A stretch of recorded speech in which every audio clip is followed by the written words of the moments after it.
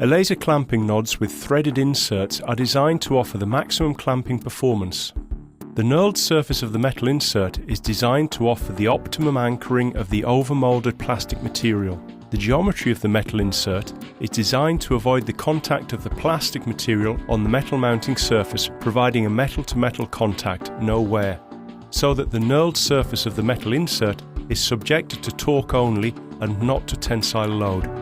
All metal threaded studs have a chamfered flat end to make assembly easier and to prevent the threads on the edge from getting damaged by any accidental shocks which would endanger the assembly. On average, the tightening torque that can be applied to a knob by a hand clamping action is between 6 and 8 Newton meters. In order to detect the maximum tightening torque that the knob is able to withstand, the same sample is clamped by a dynamometer.